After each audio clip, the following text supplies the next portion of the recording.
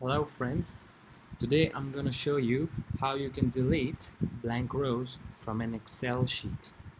Well now, if you have this Excel sheet, this is just random data filled up in this Excel.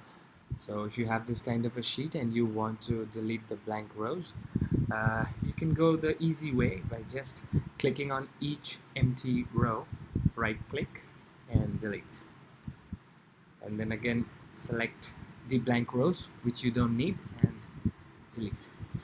But say if you have a large sheet, a large table where you need to delete a lot of blank rows, then I have a quick procedure that will help you delete the blank rows.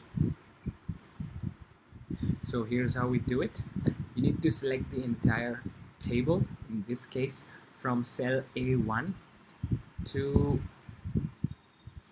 the cell D154.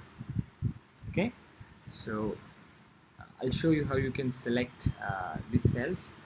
So click on the first cell here and then go to the last cell in the table, hold down the shift button and click on it, and there you go, the entire table is now selected.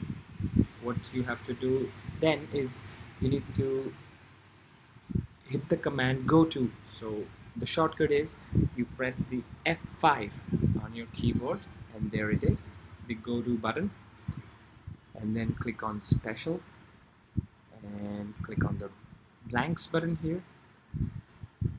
Once you click OK, all the blanks will automatically be selected.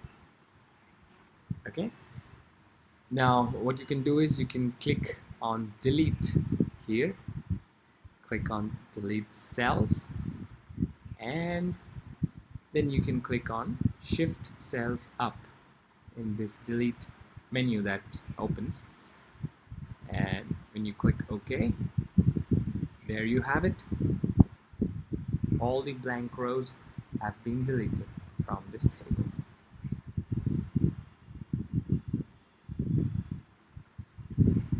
Right folks, so thank you for watching, and yeah, bye bye.